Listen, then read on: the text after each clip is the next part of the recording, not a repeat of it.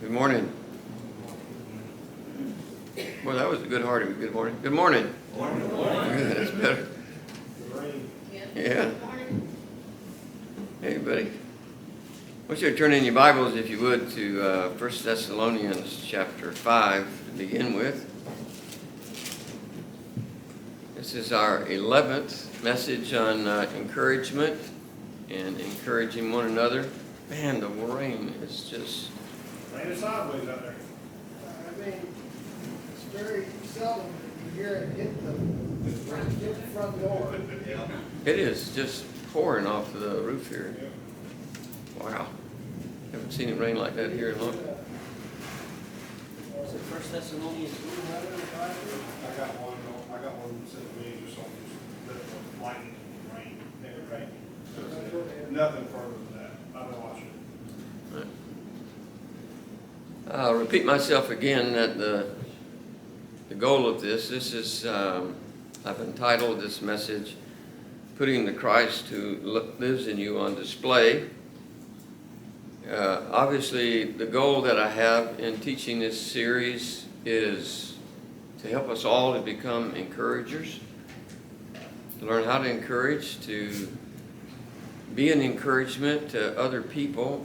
One of the key verses is here in 1 Thessalonians chapter 5 and verse 11. I want to read it to you out of three different translations. I don't like the New King James as much as I do the other two I'm going to read. It says in the New King James, it says, "Therefore comfort each other and edify one another, just as you also are doing."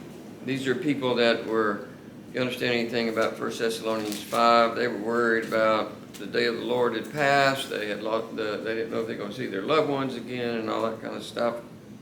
I'm not going to go into all of that, but so Paul encourages them to comfort each other and to edify one another. In the New American Standard and the ESV and the Amplified, I think they say it better. The New American Standard and the ESV say it exactly the same, so I'm going to just read it out of the New American Standard. It says, so you can look at your version there and just see how the words changed a little bit. "Therefore, encourage one another and build up one another, just as you also are doing."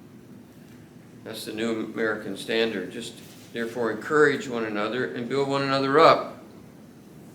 And then the Amplified, which is always really, really good, says, "Therefore encourage, admonish, exhort one another, and edify, strengthen, and build up one another, just as you are doing." So if I took all of those together, I put the words together, we have edify, encourage, build up, admonish, exhort, and strengthen. These are all really, really great biblical words. I think every one of them sort of capture the reality of what Paul is trying to say here, what we're trying to implement and trying to implement and apply to our own personal life on a regular basis, to be an encourager, to encourage people, no matter where we are, no matter who we may be with. I'm convinced, this is my assumption, is that everybody that I know and everybody that I meet needs encouragement. Not one person that I meet doesn't need encouragement. I'm not sure what that encouragement may be, but somehow I want to figure out a way to edify them, if I can, in my life. And some people obviously need it worse than others, but we can be assured, if you talk to people long enough, that everyone has some area of encouragement, an area of their life where they need somebody to come alongside of them and encourage them. It can be in so many different areas. It can be in their marriage. It can be in their workplace. It can be in the relationships they have with people. It can be with family members. It could be with strangers. It could just be anybody that you may need to come alongside and help. Now I want to ask you a question. I want you to listen very carefully to the question. Would you consider yourself to be a good listener? Would you consider yourself to be a good listener? I realize that there are many ways to encourage people. We're talking about using words, right? There are plenty of other ways to encourage people, but one of those ways is to be a good listener, is to listen to what people may be saying. Just as an example, we can actually listen to people when they are talking to us. Now that seems like a strange thing for me to say, that we can listen to somebody when they're talking to us, but I know how easily it is to become distracted when somebody is talking to us. Maybe you're bored with what they're saying, or maybe they've been talking too long like I do, and or maybe you're not interested in anything that they're saying, and you may have been that person who has thought way ahead of where this person is going, and you don't want to listen to it. So you just make a decision that you're going to sort of cut them off and not really listen. So you're distracted and looking around and all of that kind of stuff. My wife has been very faithful to point out to me how distracted I can become when someone is talking to me. And it appears to her that I may not be listening at all to the person that's actually talking. I may be looking around. I may be interrupting them while they're talking. Is that correct? I may be interrupting. They have something important to say, or it's important to them, and I just find a way to interrupt them in that process. I may not even seem interested. One of the biggest distractions is when we get a message on our cell phones while somebody is talking to us. That ever happened to you? You're sitting there. I had some company that came over yesterday that wanted to spend some time with me, and I had my phone. It was on the side. I had it kind of on silent, but I could tell that it was ringing. I had 2 or 3 people call me during the 2 hours that he was there, and I had to just I had to think. Well, am I going to answer the phone, or am I going to continue to listen to what this individual is saying to me? And so we have been so used to looking down at our phones that we seem to forget that somebody's actually talking to us, right? Everybody know what I mean? You got a phone in your pocket, somebody's talking to you, you pull it out, kind of look at it, put it back, like, what you just said really wasn't that important to me. This was more important, whatever was on my phone. I think that happens all the time. So much for my iPhone session here. But it just happens constantly. It happens to me a lot of times in class when I get finished teaching, and I have several people that may want to talk to me about something, and somebody's asking me something, and I don't really know who I'm going to give priority to and who I'm going to talk to, and it could be that way here at church some days, and I look distracted and like I'm not listening. So after studying for this series, I've challenged myself to do everything that I can to listen to people. To listen to people when they are talking to me. Even as I say that, it kind of seems kind of stupid that I would even have to say that. Doesn't that sound stupid to you? That I ought to be listening to the people that are actually talking to me. That seems so stinking stupid to me that I even put it in my notes. but I did. Because I think that's what I really need to work on. But I'm sure that my wife is right, so I'm working on this area of my life, and I want to work on it. Now I want to give you a hint. Everybody write this hint down. This is the only hint I'm going to give you today. You don't have to write it down if you don't want to, but I think it would help you. It certainly has helped me. To help you actually better listen to someone, I know this is going to sound crazy, to actually help you better listen to someone,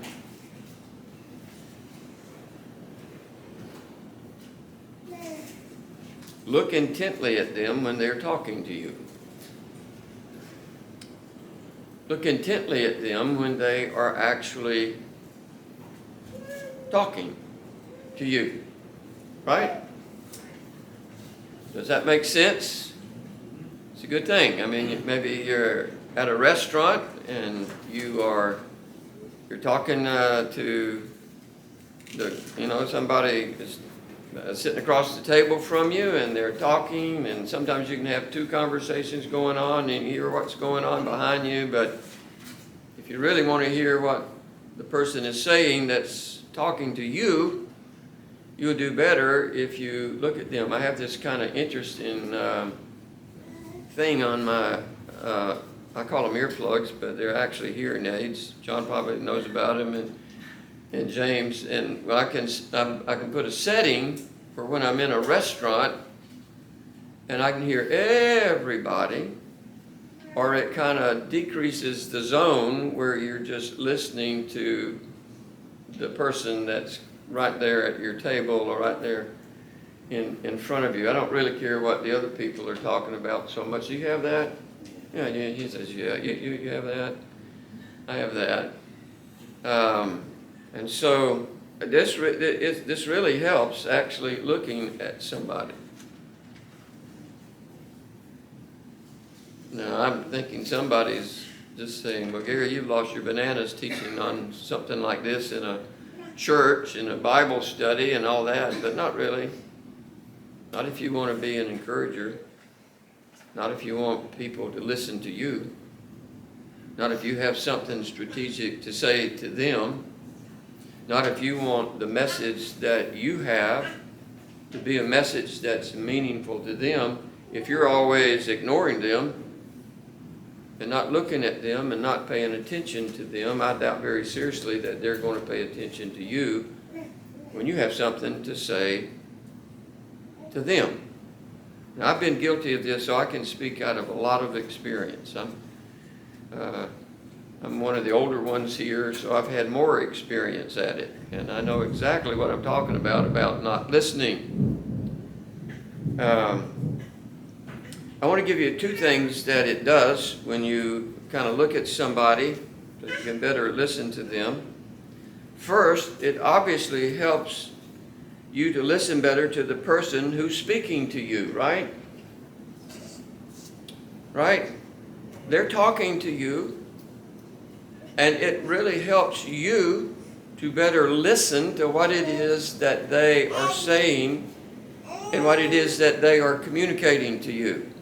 They have something to say. That's why they're talking. Maybe you've been out and they want to ask you some questions and you can get distracted.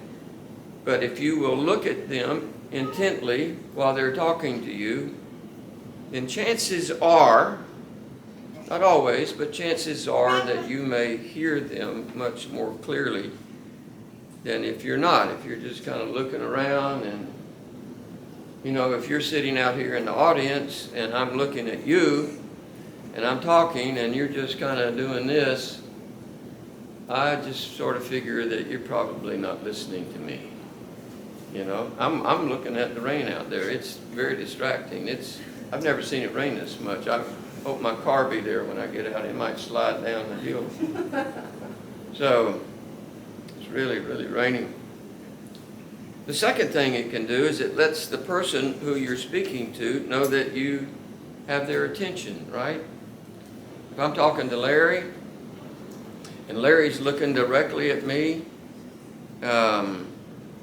I believe that he's listening to me, and that encourages me, you know, to just hey, we're actually having a conversation, and it seems to be meaningful to both of us. But if you're just looking around, you're checking your iPhone and looking at your messages, scrolling through them, I doubt that person thinks that you're listening to them. I know that there's some people who, if you ask them what time it is, they'll tell you how to build a watch, right? Hey. Yes, yes. Okay. But they will ask you how to build, they'll tell you how to build a watch. They can just go on and on and on and on. There are some people who, once they start talking, they simply cannot stop. You ever been around somebody like that? You? Are you like that? That's interesting. You get in a conversation with somebody and you thought you were going to get to talk to them. But they haven't had anybody to talk to for a long time, so you are their target. And they're going to talk to you for a long time. You've asked them a question maybe, and they're going to tell you everything that they know. You want a paragraph, right? And you can tell about 10 minutes into the conversation that they're writing a novel for you. You know, they're just telling you everything that they know about this. They want you to know they know about this, and they just go on and on and on, and there never seems to be an end in sight. Now, I want to give you from Proverbs. I want you to write down 4 words. I want you to write these 4 words down. This is just sort of a thing you can keep in the back of your mind. Fewer words, more listening. Fewer words, more listening. I want you to turn, if you would, to Proverbs chapter 17. I just love Proverbs. One of those books I have to read constantly. Proverbs chapter 17, verse 27 has some really good insight that will serve us all well to heed. This is what it says.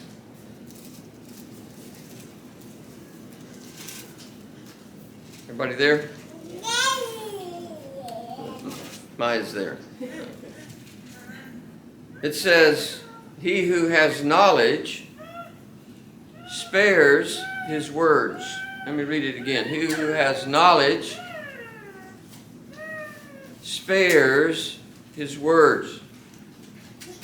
And a man of understanding is of a calm spirit. Now, I think we all know, I don't want to insult your intelligence, but I think we all know what the word spares mean. But I did go back and I studied the Hebrew word to see what it meant, just to get a kind of see how they would define it. And there were 3 key words that they gave for the word spares. One meant to withhold. So if you just take each one of these words and you insert them in this verse, he who has knowledge withholds his words.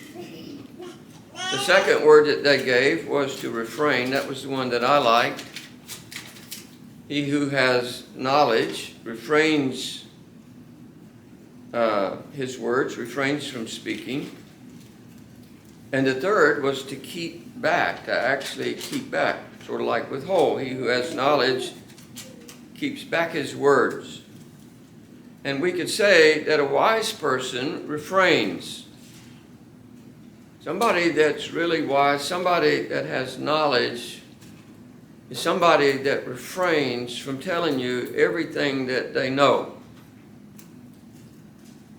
They're going to guard their words. They're not just going to just start talking and keep talking and keep talking and keep talking. They're going to hold back. They're going to avoid just having to dominate and control the conversation. Listen carefully. The people who... She's got it, right. the people who are not good listeners, all right, the people who are not good listeners, and I've certainly fallen short in this area way too many times, are those people who are not willing to let you finish what you are saying. Everybody understand what I just said? You're talking, and while you're talking, they've already figured out where you're going, and they're going to interrupt you. They're not going to let you finish what it is that you're actually saying. They don't like people talking when they are interrupting.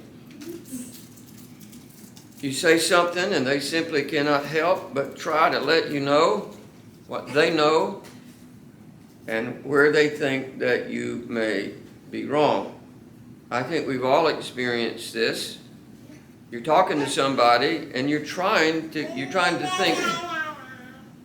think through what it is that you're saying, and in the process they're just sitting over there like a horse ready to, at the gate. You can tell that they want to say something. They want to interject their idea. Everybody know what I'm talking about? Yes or no? This is a yes. Okay, this is a yes. This happens probably a lot of time in marriages when the husband thinks he knows what his wife is going to tell him. And so he's way ahead of her. He just interrupts her, gives her the answer. And they can hardly wait for a moment to just interrupt and interject what they want you to hear. Listen to me. When that happens, all during that time, when you know that somebody is just on they are ready to interrupt you. I want you to hear what I'm saying to you. They're not listening to you.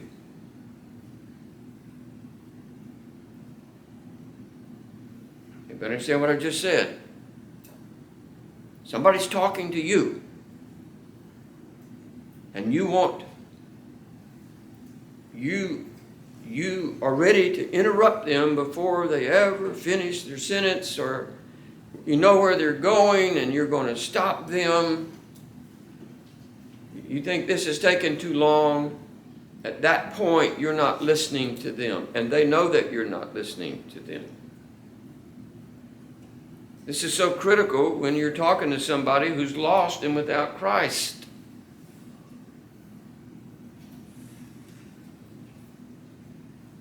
Right?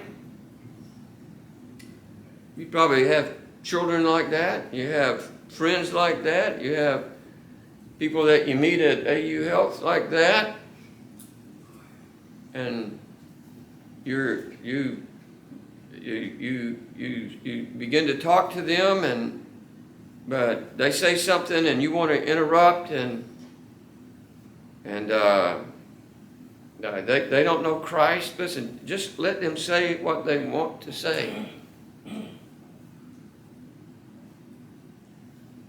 Just let them say what they want to say. Your opportunity to talk will eventually come. Did he get there? If you'll listen to them, then what's going to happen? They probably are going to, tell me, listen to you. So let's take the negative side. If you don't listen to them, they're probably not going to what? Listen to you. Does that make sense? Yes or no? Yes. Okay. It makes all the sense in the world to me. If I'm talking to somebody and they're not listening to me, and I know they just want to interject and get all their ideas in there and all that kind of stuff, I don't really want to listen to them, because I know that they're not listening to me. I cannot be an encourager if I'm not a listener. That's the point. I cannot be an encourager of other people if I'm not listening to them. I think the principle is really very simple. the better listener that you become, the better encourager and communicator that you will become. You'll train yourself to listen better. You'll become a better communicator, a better encourager. And the good part of all of that is that you'll probably have a better audience, because somebody has decided that they're going to hear what you have to say, if you'll just listen to them. If you're not good at listening, you will never be good at encouraging. Let me say that again. If you're not good at listening, you will never, ever be good at encouraging. You can just throw that out the window. You can forget about this series. You could go home right now and be okay. You have to learn how to listen. Just spare your words. That's what Proverbs 17:27 says about a wise man. Just withhold the things that you may want to say. Refrain. Just withhold yourself from telling somebody everything that you want to tell them. Have you ever been in that situation where you know where they're going? You know where the person is going in that conversation, but you want to butt in. You want to interrupt them. You want to, you have something to say, and you can hardly wait to get there. You're afraid that if they keep talking, you're going to forget what it is that you have to say. If that happens, you probably just don't need to say anything to begin with. This seems like such a strange thing for me to actually be teaching on, simply because we're all mature believers, and I think that we all care about the people that God brings into our life, no matter who it is. We care about them and those people that God has surrounded our life with, but unfortunately, that does not make us good listeners. I would say many people that I know are not good listeners. Can I give you some confession of sin here, of where I fail, where I get distracted? Maybe, huh? Me too. Okay. Well, you can come up here and we'll have a testimony time. I can just give you some instances of where I struggle. We go out to eat fairly often. And when I go into a restaurant that's sort of set up like a sports bar, I like sports. And they may have my favorite baseball team on there, or my favorite football team, or something like that. And they've got 14 different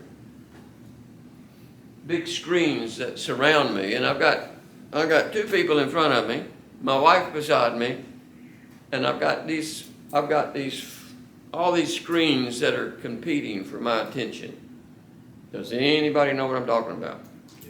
Okay, right here. So I'm not alone today. And so they have them hanging all over the wall. You know, they're like a magnet. They're like a stinking magnet that's just drawing my attention away. And then my favorite batter comes up to bat. And I want to see what he's going to do. And they're talking and I'm kind of doing this. And, you know, they're looking there and I'm just kind of looking over their shoulder. Like, you keep talking, I'm looking at this guy. I'll get right back to you in a minute. He struck out. You know, it happens. Turn your back to the TVs. Well, they're all over the place. That's the problem. If you go to a place like Chili's, they're just, they're 24 surround sound, right? And all of that. I'm just being honest. Hopefully, I hate it when I go to somebody's house and they leave the TV on, right? And you go back to talk and they've got the TV on. Cut the TV off so you can have a conversation with somebody.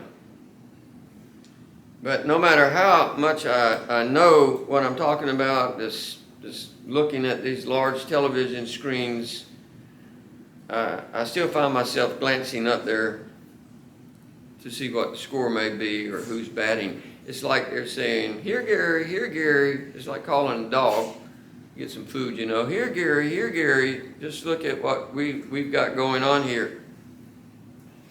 Now, if you don't have a favorite baseball team, this may not be a problem for you, but I have to work at it. So I want to really grow to be somebody who's always finding ways to encourage other people. But in order to do that, I have to be a good what? A good listener. A good listener. I want to be a good listener if I'm going to be a good encourager.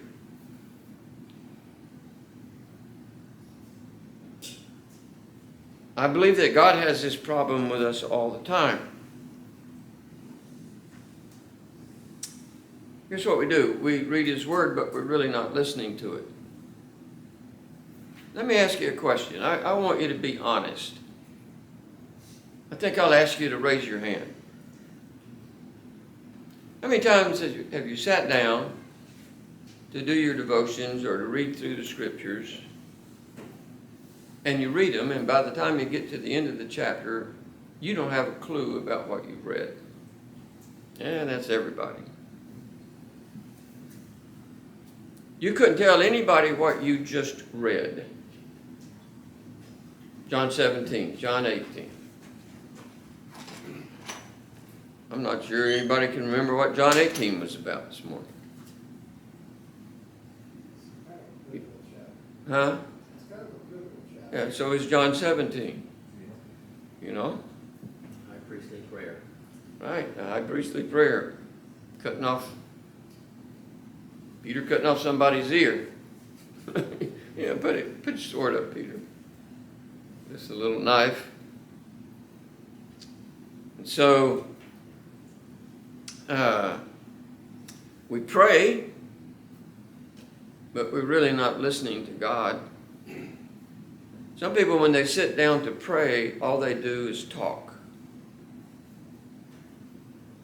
And I think sometimes when you sit down to pray, you'd probably be better off just listening as much as you're talking.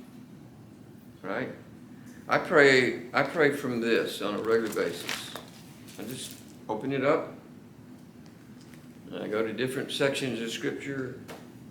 I pray from it. My wife gets up in the morning sometimes, and if she sees me praying, I'll have my Bible open. And she may think that I'm reading it, and I am, but half the time I'm just reading it, and I'm stopping, and I'm praying, wherever that may be. We go to church. Here we are today, right? Sunday. Here we are at church today, Sean Bell Baptist Church. We're at church, and the pastor's talking. And you may be listening and you may not be listening. I can imagine in a really large church, we're a small church, but I can imagine in a large church that there are probably as many people not listening as there are listening. It's just my assumption. That's just my evaluation as to what may be taking place. Not really listening to what's being taught. You know, I've given you the statistics. I begged you. I've exhorted you. I've done everything I could to encourage you to take notes. That if you don't take notes, you don't remember what I've said. What good does it do me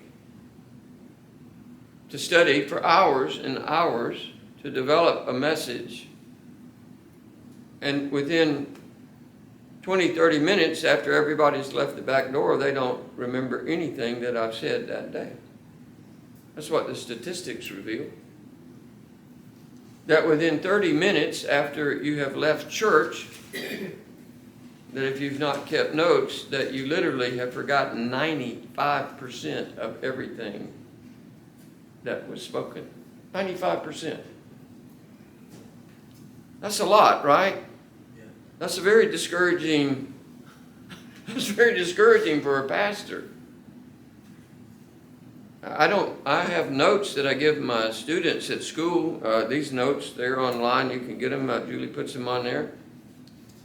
But I don't want them to use my notes during the class. Why? Because I know that if they will write it down, that they will remember more than just reading along as I'm going through my notes. That's why I encourage you to take notes. So take a lot of notes. When you take notes, here's what I think. When you take notes, you have to listen more. You have to listen more. James teaches on Sunday night. He's teaching in Philippians, and I have a notebook that's probably the size of that. And by the end of the message, I'll have generally 3 pages of notes. 3 pages. I'm going to write down almost everything that he says. I think sometimes I could go back and preach his message for him based on the notes and the scriptures that he's given me. Now I want you to go to Psalm 81. Psalm 81. And the reason I want you to go here is because I want you to listen to what God has to say about listening to Him. Psalm 81, verse 13.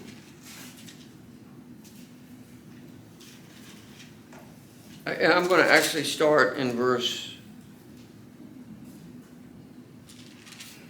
11. It says, "But my people would not heed my voice,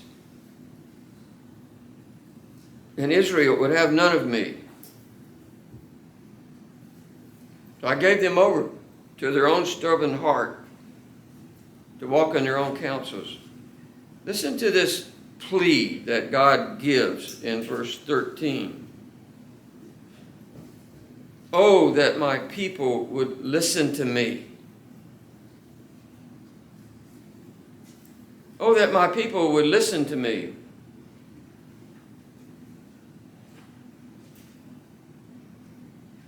And that Israel would walk in my ways." If I were you and I had a Bible, I would underline the words, "would listen to me." Why would God have to urge His people to listen to Him? Somebody give me the answer. Somebody tell me the answer. It's a rhetorical question, right? Nobody's listening. Huh? We're sheep. Nobody's listening. Deaf as a post. That's right. Stubbornness. We're not listening. If somebody's listening to you, you don't have to tell them to listen. But if they're not listening, you have to say, "Oh, that my people would listen to me." You got my word, you've got the whole 9 yards here. Why don't you take some time to listen to me? This has always been a problem for Christians, not listening to God when He speaks from His word. And I think when it happens, it just leads to disobedience and indifference. That's the landing, that's the place that arrow is going to land, if that's the direction that you take. I want to give you some verses out of Proverbs. Go to Proverbs chapter 7. Proverbs is just full of verses on, I've only got 3, I think. Proverbs is just full of verses about listening. It says in Proverbs chapter 7, verse 24, "Now therefore, listen to me, my children." Pay attention. Pay attention to the words of my mouth. He's talking about wisdom here. Just listen to me. Listen to the wisdom that I have for you. Proverbs chapter 8, verse 34. I'll start in verse 32. Now, therefore, listen to me, my children, for blessed are those who keep my ways. Hear instruction and be wise, and do not disdain it. Verse 34. Blessed is the man who listens to me. You want God to bless your life? Listen to Him. Just watch daily at His gates. Wait at the post of His doors, He says here.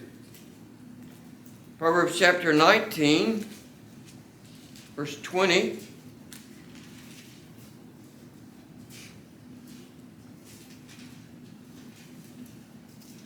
It says, listen to counsel. Just listen. When somebody's wiser than you are, pay attention to them. Pay attention to what they have to say. Listen to counsel and receive instruction that you may be wise in your latter days. So the idea here is that no one enjoys talking to somebody else who they sense is always distracted with something else and are not listening to them. You know, everybody look up here for a minute. It just seems like a slap in the face, right? Just seems like a good old slap in the face. When somebody thinks that you're not listening to them when they're talking to you. So our rule here, our principle is that if you're not a good listener, you're not going to be a good encourager, because nobody else is going to listen to you. You don't listen to people that don't listen to you. You don't really take much encouragement from them if they're not paying attention to what you're saying to them. I have students, some of them may be watching this in a couple of days, Julie. I have students who bring their laptops to school. James, you bring your laptop, don't you? Yeah. Your iPad.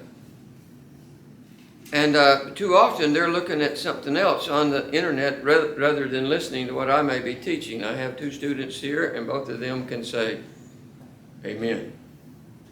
Because you sat beside those students. If you were a professor, you were in my place, and you knew, you could see that somebody was playing solitaire, do you think they're listening to you?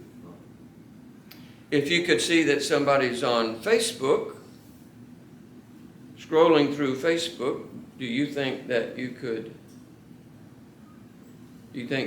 they're listening to you? Yes or no?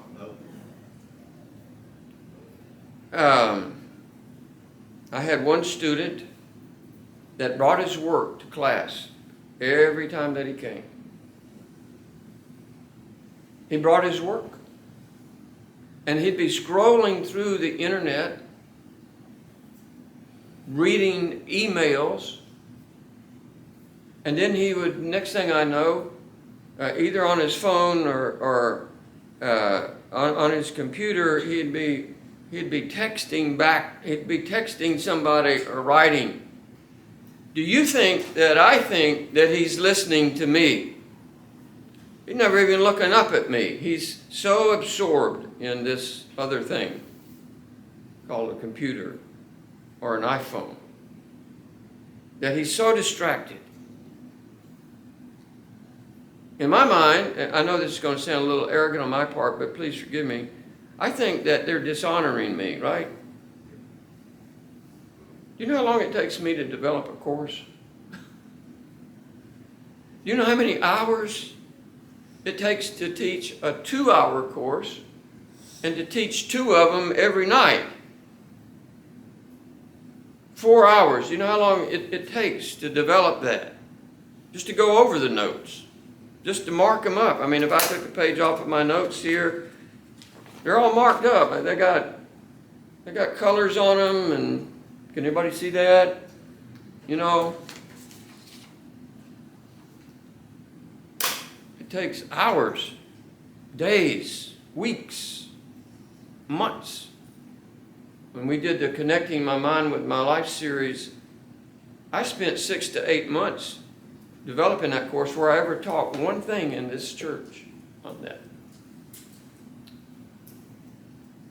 But they're not only dishonoring me as their professor, but worse than that, they're dishonoring the Word of God itself.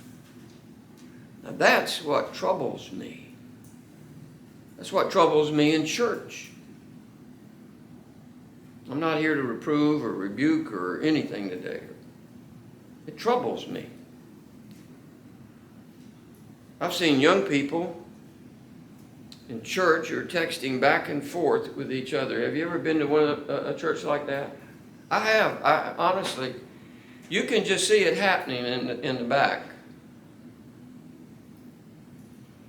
You can just see it happening. There's one person sitting over here, and there's another person sitting over there. And they have their phones, and a lot of times, especially if it's at night, you can see the light on their face.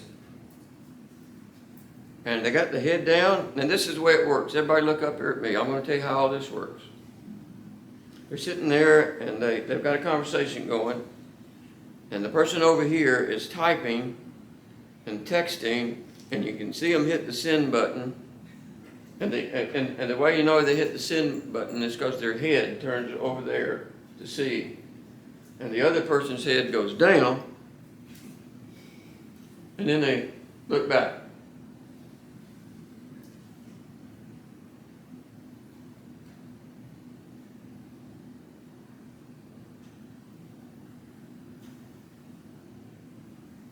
It's dishonoring. To who? To God. It's dishonoring to God. This happens all the time in classes that I teach. People get phone calls. I cut my phone off. I mean, I wonder what it would be like if I left my phone right here on my what's they call this, pulpit? Huh? Podium. I'm getting older, guys. And I put my phone on my podium, and all of a sudden I got a text, and I leaned over to see what it said, and I said, "Excuse me, I gotta text this person back." What if I did that during the message? How would you feel? Would you want to come here on a regular basis? Yes or no? Some people might even walk out. Yeah, well, some people probably should. If I did that. Now, one interesting fact that I've learned in studying for this series, I'm just talking from personal experience here. All right. I'm not making this up. Playing solitaire, scrolling through Facebook, doing work. Just stay home. Just take the course another semester. You're not helping me, you're not helping anybody else. One interesting fact that I've learned in studying for this series is that research clearly reveals that men, okay guys, that men are generally worse listeners than women. Amen. Amen or a women? So, No surprise. that's no surprise. I agree. They're much worse listeners than women. And the worst excuse that men give so often is this: well, that's just how God made me. It doesn't matter when I hear that, doesn't matter how I hear that, I always know that that's wrong. That's just dumb. It doesn't even make sense to me. It's not even common sense. Somebody just doesn't have any divine judgment. I've heard that excuse so many times that it's close to being insane. Do you know what that actually means when somebody says something like that to you? Here's what it means. If they say to you, well, that's just how God made me. What they're doing is that they're actually blaming God for their indifference to what you're saying. They're blaming God because they're not willing to listen to you. They ignore the person, they ignore what they're saying, and then they just turn around and blame God. They're blaming God and saying that He did not know what He was doing when He designed them. Well, good luck with that at the throne. You know, when you finally meet God at the throne, and He says, well, why didn't you listen better? I thought that's the way you made me. We've all heard the old adage. I think it's true that God gave us 2 ears and 1 mouth, and I think there's probably a good reason for that. I know some people have got 2 mouths and 1 ear.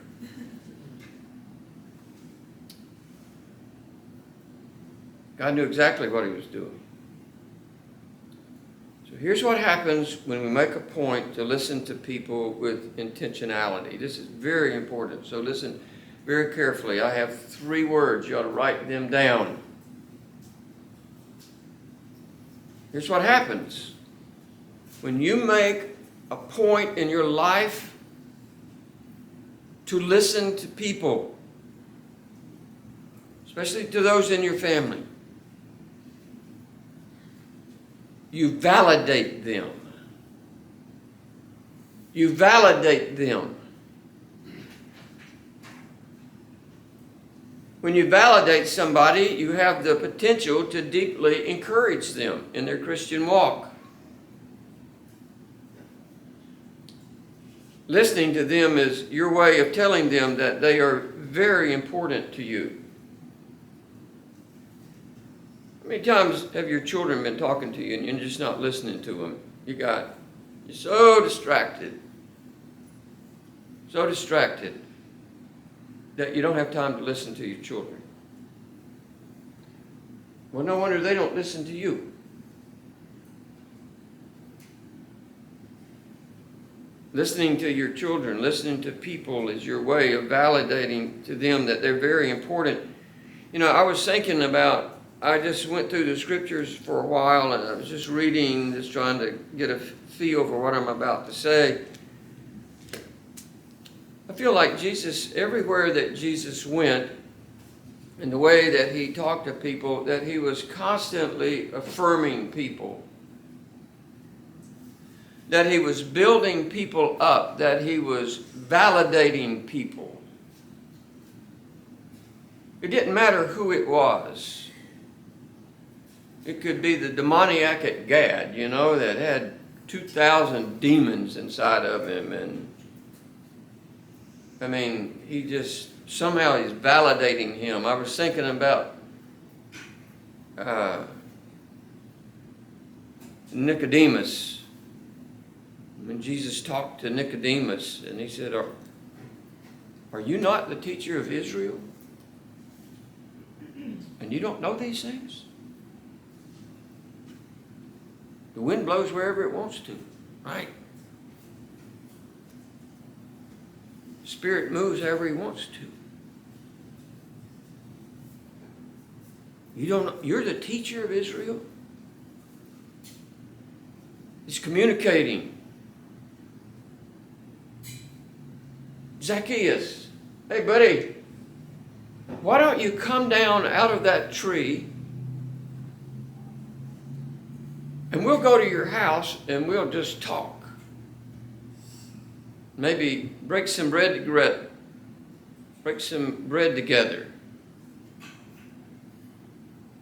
I mean, Jesus was talking to people that everybody else kind of hated, right? Everybody hated the tax collectors.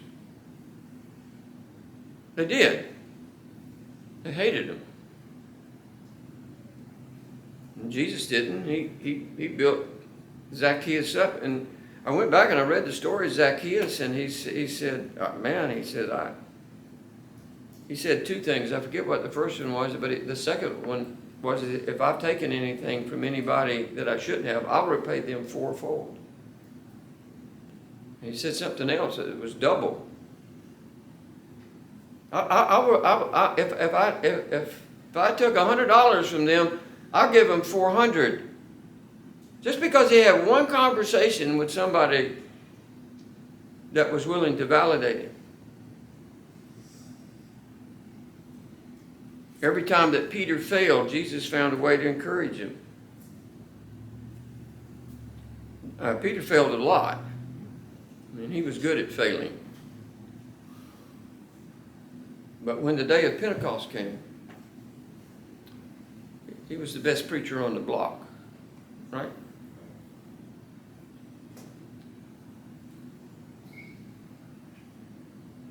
When we listen to people, we tell them that what they say has value and that they have value.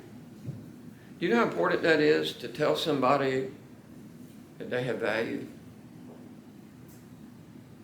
To say to them, and just by listening to them, that they have value to you. That what they say to you is important. We're validating what they say to us is valuable, and that their ideas and their concerns are valid. It's our way of supporting them, of affirming them, that they are very important to us and have great worth in God's sight.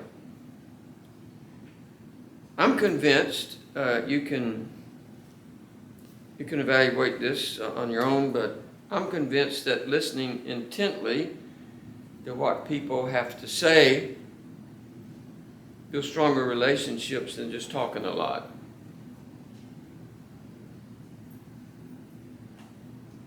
I'm convinced that if I'm a good listener, that I'll have a stronger relationship with somebody than if I just talk all the time.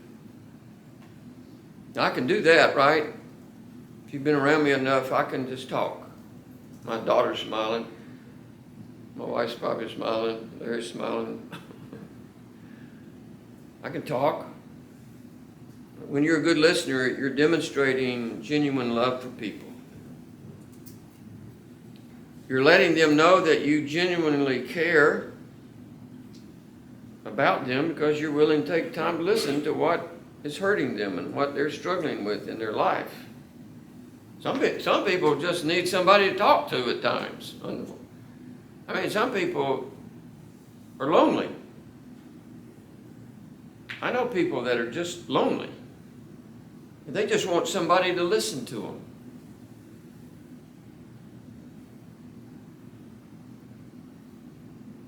When we do not listen and keep interrupting people, we are saying that what they are saying to us has no value, and what we think is more important than what they think.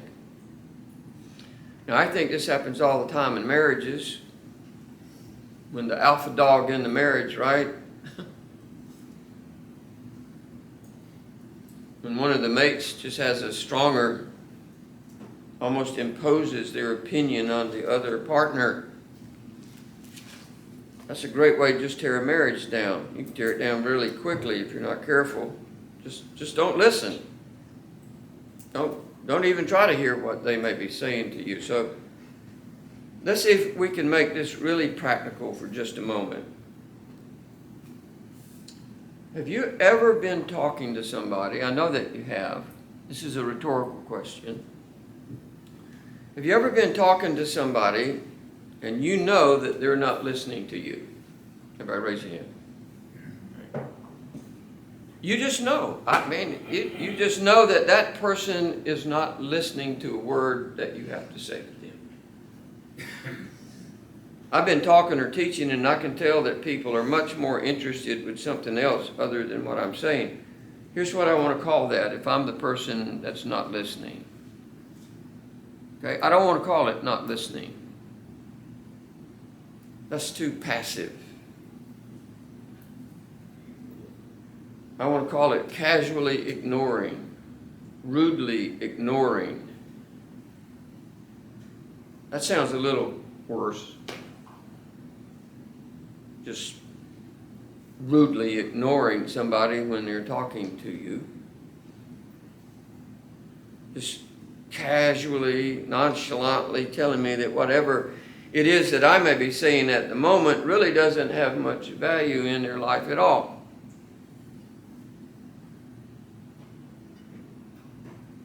Careful with your children, right? Let me ask a question. Is there anybody here that really enjoys being ignored? Anybody? Anybody going to jump on that bandwagon? Anybody here enjoy being ignored? I just can't even imagine that somebody would come up to me and they would say something like this: "Oh, Gary, you just really don't know how much I love being ignored. I enjoy that so much. It's such a blessing in my life. I feel so underappreciated. It's great." Nobody's going to tell you that. Everybody's going to tell you one thing. They're going to tell you, "I hate being ignored. I hate when the person that I'm talking to is not listening to me." I think that being ignored is one of the worst feelings that you can have when you're talking to somebody.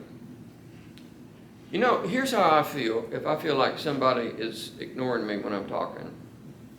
Let's just say that they're right here and they're talking and they're just babbling on but that's not the right, I'm saying this backwards. Here's somebody that's listening to me. And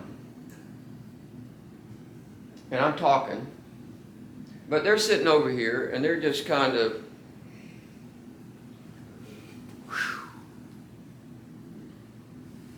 where's my phone? Excuse me here. You know how I feel when that happens? You want to know what I want to do? I want to turn around and walk away.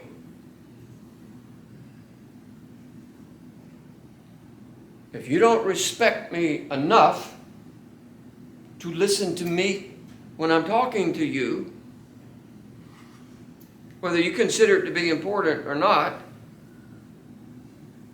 I don't even want to talk to you anymore. I just want to turn around, just walk away, go away. I think we all feel that way. When I'm teaching and I know that people are not listening to me, it does something inside of me. I teach a lot, right? I'm getting ready to teach for 5 hours a day for 2 weeks here in a couple weeks. Got 1 week of rest before I start up with that. And one of the things that really bothers me, and it doesn't matter, even if I ask my students not to do this, it's like they do it anyway sometimes. I'll have all these students on the Zoom, and they're right there on my screen, and I can see them. And then they go to, it's called stop video on Zoom. So a picture of them comes up, or their name will come up. I don't know where they are. They could have gone out to get a hamburger down at McDonald's for all I know, and got back with some French fries. I want to see them. I don't want to just be looking at their name, right? Why? Because if I can't see them, I think that they're just what? Somebody tell me. Rudely ignoring the effort that I'm making on their behalf. To make it even worse, we don't charge anybody. If you're a student in Romania, if Jort was here, he could validate this. We don't charge them any money. They can get a bachelor's degree, a master's degree, or a couple of them. They can get a doctorate degree and it not cost them 1 penny. I find that I have to restrain myself sometimes and restrain my words and restrain my feelings so I do not say something that I would later regret, which I've done often. I imagine that being ignored does the same thing to you as well. Life is all about building meaningful and godly relationships. And the best way to do that is to listen twice as much as you talk. Whether it's in your home, your workplace, at school, no matter where it is. So I want to give you a specific goal that we want to take away from this study this morning. I want you to listen carefully. This is the goal of being an encourager. We want encouragement to be constantly flowing through us without us even having to think about it. We want encouragement to constantly be flowing through us without us even having to think about it. Encouragement is something that in order to have any value to somebody else, it has to be, this is a strange word, I wasn't sure about this word, but I'm going to use it anyway. It has to be released, right? It has to be released. You have to actually encourage somebody. You have to say something to them. One author said it this way, I love this. He used the word, he said potential. I was trying to remember this in class the other day. I couldn't remember the word. He said potential encouragement has no benefit whatsoever. Potential encouragement has no benefit whatsoever. I mean, what good does it do to think to ourselves, you know, I really should have encouraged them. I wish I'd really encouraged them. It doesn't do us any good. People will never know how much we love them and support them and believe in them until we actually what?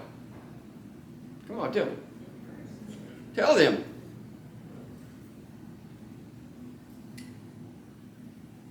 People don't know how much you may love them and support them until you tell them.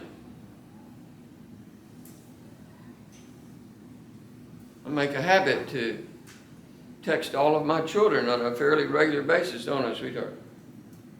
In the mornings. Sometime during the day. Maybe not every day, but several times a week.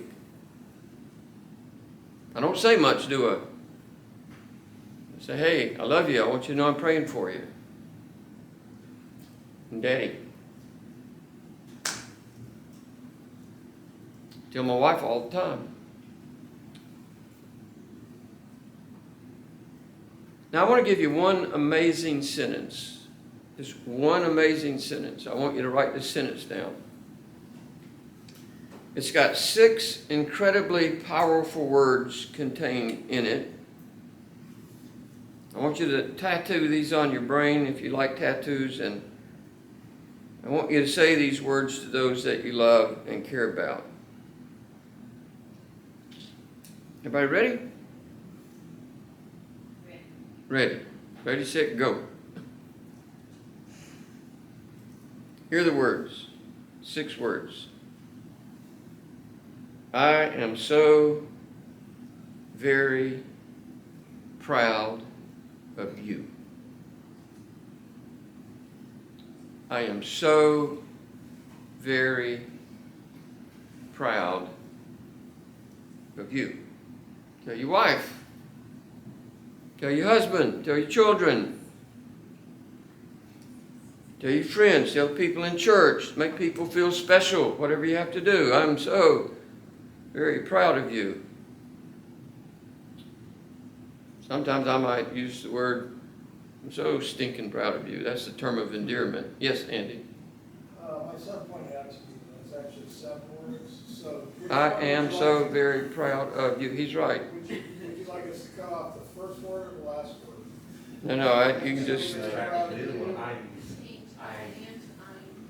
I am so very proud of you. 1, 2, 3, 4, 6, 7. It's 7 words. I can't count. That makes it a divine number. Yeah. That's good. Thank you. Build people up, encourage them with these very powerful words. Once you go to 2 Corinthians chapter 7. Now what I want to do, I'm almost through. I'm working hard at not teaching too long. So 2 Corinthians chapter 7 and verse 4, and I want to read it in the New King James, but I don't like the way that it says it here, but I'm going to read it.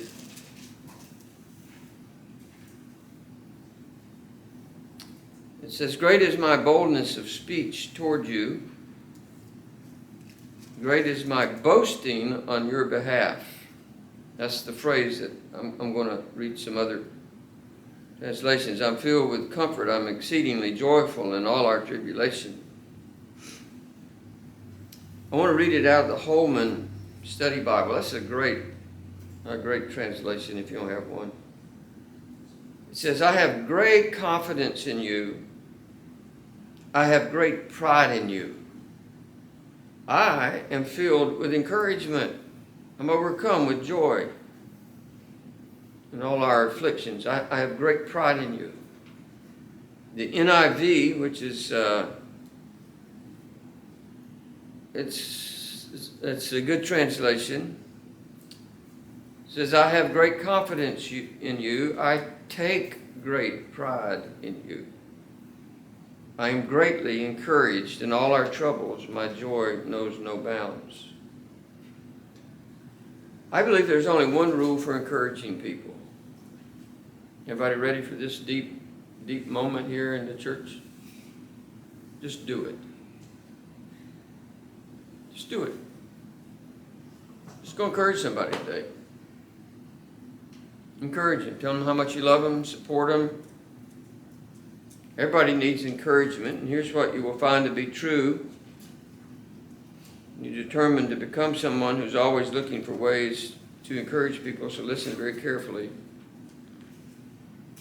The more that you engage yourself in encouraging other people in your life,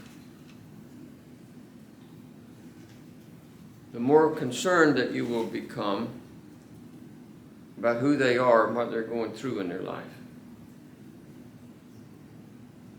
The more you get engaged encouraging people, the more concern you're going to have for those people in your life. If you've got a young child and that child is wayward and not doing what they need to do, or maybe multiple children, or you have a really great friend that you love and they're not doing what you want them to do, encourage them. Find ways to encourage them, and you will become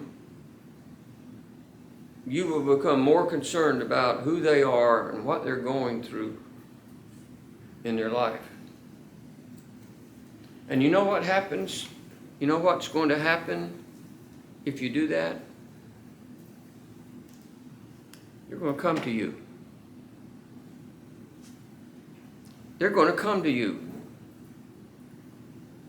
for encouragement and for comfort and for help and for wisdom and for all the things that they may need in their life to function.